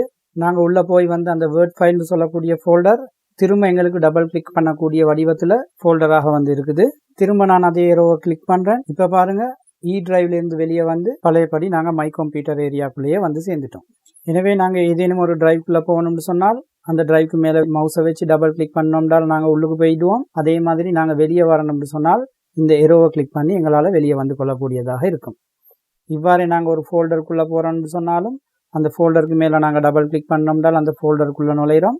வெளியே வரணும்னால் இந்த எரோவை கிளிக் பண்ணினோம்னால் நாங்கள் வெளியே வந்துடுவோம். எனவே அந்த டிரைவ்க்குள்ளே நாங்கள் ஏதேனும் ஃபோல்டர்களை க்ரியேட் பண்ண விரும்பினோம்னு சொன்னால் பிளாங்க் ஏரியாவில் மவுஸை வச்சு ரைட் கிளிக் பண்ணி நியூ ஃபோல்டர்னு சொன்னோம்னால் அந்த ஃபோல்டர் க்ரியேட் ஆகிரும். அதுக்கு எங்களுக்கு விருப்பமான ஒரு பெயரை கொடுக்கலும். இவ்வாறு நாங்கள் பெயரை கொடுத்து சேவ் பண்ணிட்டோம்னு சொன்னால் அந்த ஃபோல்டர் அந்த பெயரில் சேவ் ஆகிரும். ஏதேனும் ஒரு சந்தர்ப்பத்தில் நாங்கள் அந்த ஃபோல்டரோட பெயரை மாற்றுறதுக்கு நாங்கள் விரும்பினோம்னால் அந்த ஃபோல்டருக்கு மேலே நாங்கள் ரைட் கிளிக் பண்ணினோம்னு சொன்னால் எங்களுக்கு ரீநேம்னு சொல்லி ஒரு ஆப்ஷன் ஒன்று வரும். இந்த ஆப்ஷனை நாங்கள் செலக்ட் பண்ணோம்னால் திரும்ப பெயரை கேட்கும். இந்த இடத்துல இன்னொரு பெயரை மாற்றி கொடுத்துக்கொள்ளும். அவ்வாறு கொடுத்தோம்னு சொன்னால் அந்த பெயரில் அந்த ஃபோல்டர் சேவ் ஆகிரும். இதே மாதிரி ஒரு ஃபோல்டரை நாங்கள் அழிக்க விரும்பினாலும் அதையும் எங்களால் செய்யக்கூடியதாக இருக்கும். அந்த ஃபோல்டருக்கு மேலே ரைட் கிளிக் பண்ணி டிலீட்னு சொல்லக்கூடிய ஆப்ஷனை நாங்கள் செலக்ட் பண்ணினோம்னு சொன்னால் ஆப்பரேட்டிங் சிஸ்டம் உங்கள்கிட்ட ஒரு கேள்வி ஒன்று கேட்கும். உண்மையிலே இந்த ஃபோல்டரை நீங்கள் டிலீட் பண்ணத்தான் போகிறீங்களான்னு கேட்கும். நாங்கள் எஸ்ன்னு சொன்னோம்னு சொன்னால் அந்த ஃபோல்டர் டிலீட் ஆகிரும். ஆனால் இவ்வாறு டிலீட் ஆகக்கூடிய ஃபைல்கள் எல்லாம் உண்மையிலே டிலீட் ஆகுதான்னு கேட்டால் இல்லை. உண்மையில் எங்களோட டெஸ்க்டாப்பில் ரீசைக்கிள் பின்னு சொல்லக்கூடிய ஒரு ஃபோல்டர் ஒன்று இருக்கும். அந்த ஃபோல்டருக்குள்ளே போய் நாங்கள் டிலீட் பண்ணக்கூடிய ஃபைல் எல்லாம் சேவ் ஆகி இருக்கும்.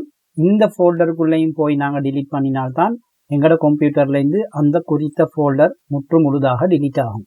சப்போஸ் நாங்கள் டிலீட் பண்ணின டாக்குமெண்ட் எங்களுக்கு ஒரு தேவையான டாக்குமெண்ட் ஒன்றுன்றதை நாங்கள் விளங்க வேண்டி வந்துச்சின்றால் திரும்ப எங்களுக்கு அந்த ரீசைக்கிள் பின் ஃபோல்டருக்குள்ளே போய் அந்த குறித்த ஃபைலுக்கு மேலே ரைட் கிளிக் பண்ணி ரீஸ்டோர்னு சொல்லக்கூடிய ஆப்ஷனை செலக்ட் பண்ணுறதன் மூலம் எங்களுக்கு அந்த ஃபைலை இருந்த லொக்கேஷன்லேயே திரும்ப பெற்றுக்கொள்ளக்கூடியதாக இருக்கும்.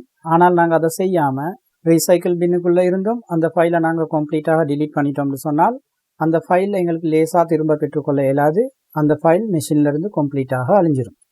இதே மாதிரி நாங்கள் சேவ் பண்ணிக்கக்கூடிய ஒரு ஃபோல்டரை இன்னொரு லொக்கேஷனுக்கு நாங்கள் கொண்டு போய் வைக்கணும்னு விரும்பினாலும் கூட அதையும் எங்களுக்கு லேசாக செஞ்சு கொள்ளக்கூடியதாக இருக்கும். ஒரு உதாரணத்துக்கு இ டிரைவில் நாங்கள் சேவ் பண்ணின வேர்ட் ஃபைல்ஸ்னு சொல்லக்கூடிய அந்த ஃபோல்டரை இ டிரைவ்ல இருந்து எடுத்து நாங்கள் அதை டெஸ்க்டாப்பில் கொண்டு போய் போடுறதுக்கு விரும்பினோம்னு சொன்னால் அந்த குறித்த ஃபோல்டருக்கு மேலே ரைட் கிளிக் பண்ணி கட்டுன்னு சொல்லக்கூடிய ஒரு கொமாண்டை எங்களுக்கு கொடுக்கலாம். இவ்வாறு கொடுத்துட்டு டெஸ்க்டாப்பில் ஒரு blank ஏரியாவில் நாங்கள் ரைட் கிளிக் பண்ணி பேஸ்ட்ன்ற ஆப்ஷனை நாங்கள் செலக்ட் பண்ணினோம்னு சொன்னால் இந்த இடத்துல அந்த குறித்த ஃபோல்டர் வந்துடும். திரும்ப நாங்கள் இ டிரைவில் அதே லொக்கேஷனில் அந்த ஃபோல்டர் இருக்குதான்னு செக் பண்ணி பார்த்தால் அந்த இடத்துல அந்த ஃபோல்டர் இருக்காது. என்ன காரணம்னு சொன்னால் அந்த ஃபோல்டரை நாங்கள் கட் பண்ணி தான் கொண்டு நாங்கள் டெஸ்க்டாப்பில் போட்டோம். கட் பண்ணி போட்டோம்னு சொன்னால் அந்த இடத்துலேருந்து இன்னொரு இடத்துக்கு நாங்கள் மூவ் பண்ணுறோம்னு சொல்லி அர்த்தம். இதே மாதிரி நாங்கள் காப்பி கமாண்டையும் பார்த்துருவோம். நான் திரும்ப இ டிரைவ்க்குள்ளே போய் பிடிஎஃப் ஃபைல்ஸ்னு சொல்லக்கூடிய ஃபோல்டருக்கு மேலே நான் ரைட் கிளிக் பண்ணி அதில் காப்பின்னு சொல்லக்கூடிய ஆப்ஷனை செலக்ட் பண்ணுறேன். திரும்ப டெஸ்க்டாப்பில் வந்து blank ஏரியாவில் ரைட் கிளிக் பண்ணி பேஸ்ட்னு சொல்லக்கூடிய ஆப்ஷனை நான் செலக்ட் பண்ணுறேன். இப்போ பாருங்கள் அந்த பிடிஎஃப் ஃபைல்ஸ்னு சொல்லக்கூடிய ஃபோல்டர் எங்களுக்கு டெஸ்க்டாப்பில் வந்து இருக்குது. திரும்ப நான் இ டிரைவ்க்குள்ளேயே நுழைஞ்சி செக் பண்ணி பார்த்தேன்னு சொன்னால் இ டிரைவ்லையும் பிடிஎஃப் ஃபைல்ஸ்னு சொல்லக்கூடிய ஃபோல்டர் இருக்குது. அதாவது கட் கொமாண்டை நாங்கள் கொடுத்தோம்னு சொன்னால் ஒரு இடத்துலேருந்து ஒரு பொருளை தூக்கி இன்னொரு இடத்துல கொண்டு போய்ட்டு வைக்கிறோம்னு அர்த்தம். அதாவது ஏற்கனவே இருந்த இடத்துல அந்த பொருள் இருக்காது. ஆனால் காப்பி கொமாண்டை நாங்கள் கொடுப்போம்னு சொன்னால் நாங்கள் காப்பி பண்ணின ஒப்ஜெக்டே மாதிரி இன்னொரு ஒப்ஜெக்டை நாங்கள் செஞ்செடுத்து கொண்டு போய் தான் நாங்கள் இன்னொரு டெஸ்டினேஷன் ஏரியாவில் கொண்டு போய்ட்டு போடுறோம். அதனால் எங்களுக்கு ரெண்டு இடத்துலையும் அந்த காப்பி கொமாண்டால் கொடுக்கக்கூடிய ஃபைல்கள் இருக்கும். எனவே ஸ்டூடெண்ட்ஸ், உங்களுக்கு இப்போ டிரைவை பற்றி தெரியும். டிரைவை பார்ட்டிஷன் பண்ணுறதுலேருந்து டிரைவை க்ரியேட் பண்ணி அதுக்குள்ள ஃபோல்டர்களை க்ரியேட் பண்ணுற ஃபைல்களை க்ரியேட் பண்ணுற வரைக்கும் உள்ள ஏரியா உங்களுக்கு இப்போ தெரியும். ஆனால் இந்த டிரைவுக்கு பேரிடக்கூடிய இந்த சிஸ்டம் எல்லாம் விண்டோஸில் மட்டும்தான் இருக்கும். ஆனால் நீங்கள் ஒரு லினக்ஸ் ப்ரோக்ராமுக்குள்ளே போய் பார்த்தீங்கன்னு சொன்னால் அதில் இந்த மாதிரி C drive, D drive, U டிரைவ்லாம் வராது. அதில் லினக்ஸ் இன்ஸ்டால் பண்ணப்பட்டிருக்கிற ஆப்ரேட்டிங் சிஸ்டத்துக்குரிய ஃபோல்டருக்கு பக்கத்தில் நீங்கள் இன்னொரு ஃபோல்டரை க்ரியேட் பண்ணினீங்கன்னு சொன்னால் லினக்ஸ் ஆப்ரேட்டிங் சிஸ்டம் அதை ஒரு டிரைவாக நினச்சி கொள்ளும். இதெல்லாம் தான் பார்ட்டிஷனோட சம்மந்தப்பட்டு ஃபார்மட்டோட சம்மந்தப்பட்டு நாங்கள் தெரிஞ்சு கொள்ள வேண்டிய யூட்டிலிட்டி ப்ரோக்ராம்களாக இருக்கும்.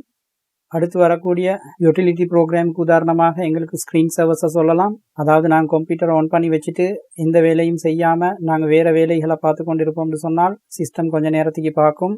ஒரு வேலையும் தனக்கு தரப்படலான்னு சொன்னால் ஏதாவது ப்ரொசஸரோட சம்மந்தப்பட்ட ஒரு வேலையோண்ட ப்ரொசஸர் தலையில் தூக்கி போட்டுக்கொள்ளும். இவ்வாறான ப்ரோக்ராமுக்கு நாங்கள் ஸ்க்ரீன் சர்வர்ஸ்னு சொல்லுவோம். இந்த ஸ்க்ரீன் சர்வரை பார்க்குறதுக்காக நாங்கள் டெஸ்க்டாப்பில் blank ஏரியா ஒன்றில் ரைட் கிளிக் பண்ணி பர்சனலைஸ்ன்ற ஆப்ஷனை நாங்கள் செலக்ட் பண்ணினோம்னு சொன்னால் எங்களுக்கு செட்டிங்ஸ் விண்டோ ஓப்பன் ஆகும். இந்த செட்டிங்ஸ் விண்டோட கீழ் பகுதியில் ஸ்க்ரீன் சர்வர் செட்டிங்ஸ்னு சொல்லி ஒரு ஆப்ஷன் ஒன்று இருக்கும். இதை நாங்கள் கிளிக் பண்ணினோம்னு சொன்னால் எங்களுக்கு ஸ்க்ரீன் சர்வருக்குரிய விண்டோ ஓப்பன் ஆகும். இதில் ஸ்க்ரீன் சர்வர்னு சொல்லக்கூடிய கோம்போ பாக்ஸுக்குள்ளே எங்களுக்கு ஏதேனும் ஒரு ஸ்க்ரீன் சர்வர் டைப் கொண்ட செலக்ட் பண்ணி கொள்ளலாம். உதாரணத்துக்கு நான் இதில் பபிள்ஸ்னு சொல்லக்கூடிய ஸ்க்ரீன் சர்வர் டைப்பாக நான் செலக்ட் பண்ணுறேன். இதில் கீழே பாருங்கள் வெயிட்னு சொல்கிற பாக்ஸுக்கு பக்கத்தில் 1 மினிட்னு சொல்லி காட்டுது. இந்த 1 மினிட்டை எங்களுக்கு இந்த பாக்ஸில் சைடில் இருக்கக்கூடிய எரோஸை கிளிக் பண்ணுறதன் மூலமாக எங்களுக்கு இந்த 1 மினிட்டை 5 மினிட்டாகவோ 10 மினிட்டாகவோ மாற்றிக்கொள்ளலாம். அதாவது நான் இதில் 5 செலக்ட் பண்ணிட்டேன்னு சொன்னால் 5 நிமிஷத்துக்கு கம்ப்யூட்டர் நாங்கள் என்னமாலும் வேலை கொடுக்குறோமான்னு சொல்லி பார்க்கும். நாங்கள் ஒரு வேலையும் கொடுக்கலன்னு சொன்னால் இந்த ஸ்க்ரீன் சர்வர் ஆக்டிவேட் ஆகும். இந்த ஸ்க்ரீன் சர்வர் எங்களுக்கு பார்க்குறதுக்கு இதில் இருக்கக்கூடிய ப்ரிவியூ பட்டனை ப்ரெஸ் பண்ணி பார்க்கலாம். நான் இந்த ப்ரிவியூ பட்டனை ப்ரெஸ் பண்ணுறேன்னு பாருங்கள், எங்களுக்குரிய ஸ்க்ரீன் சர்வர் இந்த இடத்துல ரன் ஆகிறதுக்கு தொடங்குது. ஆனால் இந்த ஸ்க்ரீன் சர்வருக்கு பின்னால் நல்லா நீங்கள் பார்த்தீங்கன்னு சொன்னால் விளங்கும். இது மேத்தமெட்டிக்ஸோட சம்மந்தப்பட்ட பெரிய ஒரு ப்ராசஸிங் வந்து இந்த ஸ்க்ரீன் சர்வருக்கு பின்னுக்கு இருக்கும். இந்த வேலையை ப்ரொசஸர் தனக்குத்தானே ஒரு வேலையாக எடுத்து செய்கிறதுக்கு தொடங்கும். இவ்வளவு தான் ஸ்க்ரீன் சர்வருக்குரிய பகுதி. அடுத்ததாக நாங்கள் பார்க்குற சிஸ்டம் ப்ரொஃபைலர்ஸ்ன்ற ஆப்ஷனை பொறுத்தவரையில் இந்த சிஸ்டம் ப்ரொஃபைலர்ஸ்னு சொல்லக்கூடிய சாஃப்ட்வேர்களுக்கு கூடாக எங்களோட கம்ப்யூட்டரோட இருக்கக்கூடிய ஹார்ட்வேர் பார்ட்டுகளை பற்றின கம்ப்ளீட்டான டீட்டெயில்ஸையும் அதோட சம்மந்தப்பட்டு வரக்கூடிய சாஃப்ட்வேர்களை பற்றின கம்ப்ளீட்டான டீட்டெயில்ஸையும் பெற்றுக்கொள்ளக்கூடியதாக இருக்கும். ஒரு உதாரணத்துக்கு எங்களோட கீபோர்டில் இருக்கக்கூடிய விண்டோஸ் கீயோட ஆரை ப்ரெஸ் பண்ணினோம்னு சொன்னால் எங்களுக்கு ரன்னு சொல்லி ஒரு விண்டோ ஒன்று வரும். இந்த விண்டோக்குள்ளே நான் DX டயக்னு சொல்லி நான் டைப் பண்ணிட்டு என்டர் பண்ணினேன்னு சொன்னால் எங்களுக்கு அதில் டிரெக்டெக்ஸ் டயக்னோஸ்டிக் டூல்னு சொல்லி ஒரு விண்டோ ஒன்று ஓப்பன் ஆகும். இந்த விண்டோக்குள்ளே சிஸ்டமில் டெப்பு கீழே நாங்கள் போய் பார்த்தோம்னு சொன்னால் எங்களோட கம்ப்யூட்டரை பற்றின கம்ப்ளீட் டீட்டெயில்ஸ் அதுக்குள்ளே அடங்கிக்கிற எங்களால் காணக்கூடியதாக இருக்கும். இதில் நீங்கள் பார்த்தீங்கன்னு சொன்னால் பாருங்கள், உங்களோட கம்ப்யூட்டர் நேம் என்ன, அதில் இன்ஸ்டால் பண்ணப்பட்டு இருக்கிற ஆப்ரேட்டிங் சிஸ்டம் என்ன, அதே மாதிரி இந்த ஆப்ரேட்டிங் சிஸ்டம் என்ன லாங்குவேஜில் யூஸ் பண்ணப்படுது, இதில் சிஸ்டம் மேனுஃபேக்சர் டீட்டெயில்ஸ், சிஸ்டத்துக்குரிய மாடல் என்ன, பயோஸ் சம்பந்தமான டீட்டெயில்ஸ் என்ன, ப்ரொசஸரோட டீட்டெயில் என்ன, மெமரியோட டீட்டெயில் என்ன, மெமரி ஹார்ட் டிஸ்கில் யூஸ் பண்ணக்கூடிய அந்த டெம்பரரி மெமரிக்குரிய ஃபைல் எவ்வளோ யூஸ் பண்ணப்படுது, இது மாதிரி டீட்டெயில்கள் எல்லாத்தையும் எங்களுக்கு கம்ப்ளீட்டாக பெற்றுக்கொள்ளக்கூடியதாக இருக்கும். அடுத்ததாக இருக்கக்கூடிய டிஸ்பிளே டேபில் நாங்கள் கிளிக் பண்ணி பார்த்தோம்னு சொன்னால் அந்த டிஸ்பிளே டிவைஸோட சம்பந்தப்பட்ட விடயங்கள் பூரணமாக ஒரு பேஜில் இருக்கும். அந்த டிஸ்பிளே டிரைவர்ஸோட சம்மந்தப்பட்ட டீட்டெயில்கள் இன்னொரு பேஜில் இருக்கும். இதே மாதிரி நாங்கள் சவுண்ட் கார்டை கிளிக் பண்ணினோம்னு சொன்னால் சவுண்டோட சம்மந்தப்பட்ட டிவைஸ் டீட்டெயில்கள் எல்லாம் ஒரு பக்கத்தில் இருக்கும். அதோட சம்மந்தப்பட்ட டிரைவர் டீட்டெயில் எல்லாம் இன்னொரு பக்கத்தில் இருக்கும். இவ்வாறு எங்களுக்கு முழுதான தகவல்களை ஒரு கம்ப்யூட்டரில் போய் பெற்றுக்கொள்ளக்கூடியதாக இந்த சிஸ்டம் ப்ரொஃபைலர்ஸோட சம்மந்தப்பட்ட டூல் எங்களுக்கு உதவி செய்யும். இது யூட்டிலிட்டி சாஃப்ட்வேர்களால் எங்களுக்கு வழங்கப்பட்ட ஒரு வசதியாக இருக்கும். இதில் கடைசியாக நாங்கள் பார்க்குற நெட்வொர்க் யூட்டிலிட்டிஸ்னு சொல்லக்கூடிய ஏரியாவில் எங்களுக்கு உண்மையில் என்ன செய்யணும்னு சொன்னால், ஒரு ஆஃபீஸ் என்வாயரன்மெண்ட்டில் நாங்கள் ஒர்க் பண்ணுற நேரங்களில் எங்களோட கம்ப்யூட்டரோட இன்னும் பல கம்ப்யூட்டர்கள் கனெக்ட் பண்ணப்பட்ட நிலைமையில் இருக்கும். இவ்வாறு கனெக்ட் பண்ணப்பட்டுள்ள கம்ப்யூட்டர்களுக்கு இடையில் நெட்வொர்க் கனெக்ஷன்களை உருவாக்கி அவற்றை நாங்கள் தொடர்பு படுத்துறதுக்கு முயற்சிக்கிற நேரங்களில் எங்களோட கம்ப்யூட்டரில் இருக்கக்கூடிய ஃபோல்டர்களை பொறுத்தவரையில் அதில் என்னென்ன ஃபோல்டர்களை நாங்கள் அடுத்தவங்களோட ஷேர் பண்ண விரும்புகிறோமோ அந்த ஃபோல்டர்களை மாத்திரம் எங்களால் ஷேர் பண்ணக்கூடியதாக இருக்கும். ஏனைய ஃபோல்டர்களை மற்றவங்களால் எக்ஸஸ் பண்ண இல்லாத மாதிரி எங்களால் பிளாக் பண்ணேலும். இது மாதிரி கன்ஃபிகரேஷனோட சம்மந்தப்பட்ட வேலைகளை செய்கிறதுக்கும் நெட்வொர்க்கில் நாங்கள் ஒர்க் பண்ணி கொண்டு இருக்கிற நேரங்களில் யாராலும் ஒரு யூஸரால் எங்களோட நெட்வொர்க்குள்ளே ஏதேனும் வைரஸ் பிரச்சனைகள் வரும்னு சொன்னால் அந்த சம்மந்தப்பட்ட வைரஸ் எந்த கம்ப்யூட்டரில் இருந்து வந்துச்சு, அந்த சம்மந்தப்பட்ட கம்ப்யூட்டரில் அந்த நேரத்தில் எந்த யூசர் உட்காந்து ஒர்க் பண்ணினாங்கன்னு பார்க்கக்கூடிய லொகிங் டீட்டெயில்ஸை பார்க்கக்கூடிய வசதிகளையும் கூட நெட்வொர்க்கோட சம்மந்தப்பட்ட யூட்டிலிட்டி சாஃப்ட்வேர்கள் எங்களுக்கு வழங்கி இருக்குது. இந்த விடயங்கள் எல்லாம் தான் நாங்கள் நெட்வொர்க்கோட சம்மந்தப்படுத்தி பார்க்கக்கூடிய விடயங்களாக இருக்கும். எனவே இந்த யூட்டிலிட்டி சாஃப்ட்வேர்களை பொறுத்தவரையில் புக்கில் தரப்பட்டிருக்கிற அத்தனை யூட்டிலிட்டி சாஃப்ட்வேர்களையும் நாங்கள் பார்த்து முடிச்சிட்டோம். இதில் நாங்கள் கடைசியாக பார்க்குற டிரான்ஸ்லேட்டர்ஸோட சம்மந்தப்பட்ட விடயங்கள் பெருசாக ஒன்றும் இல்லை. சுருக்கமாக சொல்கிறேன்னு சொன்னால், தமிழ் மட்டும் தெரிஞ்ச ஒருத்தரும் ஹிந்தி மட்டும் தெரிஞ்ச ஒருத்தரும் பேசி கொண்டாங்கன்னு சொன்னால் அவங்களோட கன்வர்சேஷன் சக்ஸஸ்ஃபுல்லானதாக இருக்காது. இவங்க ரெண்டு பேருக்கும் இடையில ஒரு டிரான்ஸ்லேட்டர் அவர் பேசுகிறத இவருக்கும் இவர் பேசுகிறத அவருக்கும் டிரான்ஸ்லேட் பண்ணி சொன்னாருன்னு சொன்னால் அவங்களோட கன்வர்சேஷன் சரியான முறையில் இருக்கும். இதே மாதிரி ப்ரோக்ராமிங் லாங்குவேஜஸை நாங்கள் கம்ப்யூட்டரில் எழுதுகிற நேரம் இங்கிலீஷில் தான் எழுதுகிறோம். ஆனால் அந்த வார்த்தைகளை ப்ரொசஸ் பண்ணக்கூடிய ப்ரொசஸருக்கு உண்மையில் இங்கிலீஷ் தெரியாது. ப்ரொசஸருக்கு தெரிஞ்சிருக்கிற ஒரே ஒரு பாஷை என்னான்னு சொன்னால் அதுதான் அந்த பைனரி கோட்ஸ். அதாவது நீங்கள் 3வது பாடத்தில் படித்த பைனரி நம்பர் சிஸ்டம் மட்டும்தான் ப்ரொசஸருக்கு தெரியும். கம்ப்யூட்டருக்குள்ள ஒரு டேபிள் ஒன்று இருக்கும், எஸ்கி சார்ட்னு சொல்லி. கீபோர்டில் நாங்கள் பாவிக்கக்கூடிய ஒவ்வொரு எழுத்துகளுக்கும் ஒவ்வொரு நம்பருக்கும் தனித்தனியான நம்பர்கள் கொடுக்கப்பட்ட ஒரு டேபிள் ஒன்று தான் அது. ஒரு உதாரணத்துக்கு நீங்கள் கேபிட்டல் ஏயை டைப் பண்ணினீங்கன்னு சொன்னால் அந்த கேபிட்டல் ஏக்குரிய நம்பர் 65 சொல்லியிருக்கும். இந்த 65 நம்பரை பைனரி நம்பராக எப்படி மாற்றுறது உங்களுக்கு ஏற்கனவே தெரியும். 65வது நம்பரை நீங்கள் 2ஆல் பிரித்து மிச்சம் வரக்கூடிய 0வையும் 1ஐயும் ஒன்று சேர்த்து எப்படி பைனரி நம்பராக மாற்றலும்னு சொல்லி நீங்கள் 3வது பாடத்தில் ஏற்கனவே படிச்சிருக்கிறீங்க. ஒரு உதாரணத்துக்கு இவ்வாறு மாற்றப்படுகின்ற நம்பர்களோட மொத்த எண்ணிக்கை 7ன்னு சொல்லி நாங்கள் எடுத்துக்கொண்டால் 7 வயர்களோட கனெக்ஷன் மூலமாக ப்ரொசஸருக்கு சிக்னல் அனுப்பப்படுற நேரத்தில் முதலாவது வயர்லையும் கடைசி வயர்லையும் மாத்திரம் கரண்ட் வருது, நடுவில் இருக்கக்கூடிய ஒரு வயர்லையும் கரண்ட் வரலன்னு சொன்னால் இந்த எஸ்கி சார்ட் மூலமாக அடையாளம் காணப்படுகின்ற இந்த ஏன்ற எழுத்து மானிட்டரில் டிஸ்பிளே பண்ணப்படும். இவ்வாறான ப்ரொசஸ்கள் நடக்கிற நேரங்களில் மனிதனால் அடையாளம் காணக்கூடிய இந்த ஏபிசிடி எழுத்துகளுக்கு நாங்கள் ஹை லெவல் லாங்குவேஜஸ்ன்னு சொல்லுவோம். இதே மாதிரி ப்ரொசஸரால் அடையாளம் காணப்படக்கூடிய இந்த பைனரி கோடுக்குரிய லாங்குவேஜுக்கு நாங்கள் லோ லெவல் லாங்குவேஜ்னு சொல்லுவோம். எனவே ப்ரோக்ராமிங் லாங்குவேஜஸில் நாங்கள் டைப் பண்ணக்கூடிய ஹை லெவல் லாங்குவேஜுக்குரிய ஆங்கில வார்த்தைகளை உடனுக்குடனே கணிச்சு அதை பைனரி நம்பராக கன்வெர்ட் பண்ணி அந்த பைனரி நம்பர்களுக்குரிய சிக்னல்களை ப்ரொசஸருக்கு அனுப்பி வைக்கிறதுக்கு இடையில ஒரு மீடியேட்டர் ஒன்று வேணும். இந்த மீடியேட்டரை தான் நாங்கள் டிரான்ஸ்லேட்டர்ஸ்னு சொல்கிறோம். இவ்வாறான டிரான்ஸ்லேட்டர்களை பொறுத்தவரையில் அசெம்பிளி லாங்குவேஜ் மூலமாக எழுதப்படுகின்ற ப்ரோக்ராமை டிரான்ஸ்லேட் பண்ணக்கூடிய டிரான்ஸ்லேட்டருக்கு நாங்கள் அசெம்பிளர்னு சொல்லுவோம். இவ்வாறு நாங்கள் எழுதக்கூடிய ஒரு சின்ன ப்ரோக்ராமை ஒரு உதாரணத்துக்கு ஒரு 10 வரியில் நாங்கள் எழுதி வச்சிருப்போம்னு சொன்னால் இதில் முழு கோடிங்கையும் பார்த்து ஒரேடியாக டிரான்ஸ்லேட் பண்ணக்கூடிய அந்த டிரான்ஸ்லேட்டர்களுக்கு நாங்கள் கம்பைலர்னு சொல்லுவோம்.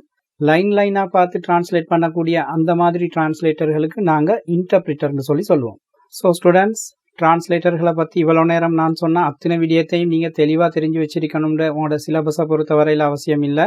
ஹை லெவல் லாங்குவேஜை லோ லெவல் லாங்குவேஜாக மாற்றுறதுக்கு உதவக்கூடிய இந்த டிரான்ஸ்லேட்டர்கள் அசெம்பிளர், கம்பைலர், இன்டர்பிரிட்டர்னு சொல்லக்கூடிய 3 விதமான டிரான்ஸ்லேட்டர்கள் இருக்கின்றன. அப்படின்னு மட்டும் நீங்கள் தெரிஞ்சு வச்சுக்கொண்டாலும் அது உங்களோட எக்ஸாமுக்கு 100% போதுமானதாக இருக்கும். இதெல்லாம் தான் நம்மளோட ஆப்பரேட்டிங் சிஸ்டத்துக்குரிய பாடங்களாக இருக்கும். இறைவண்ட நாட்டத்தில் இருந்தால் அடுத்தடுத்த பாட வகுப்புகளையும் நாங்கள் மல்டிமீடியா ட்ரைனிங்காகவே உங்களுக்கு செஞ்சு தரத்துக்கு நாங்கள் முயற்சிக்கிறோம். உங்களோட துவாக்கள் எங்களையும் சேர்த்துக்கோங்க. அது வரைக்கும் அஸ்ஸலாமு அலைக்கும் வரஹ்மத்துல்லாஹி வபரகாத்துஹு.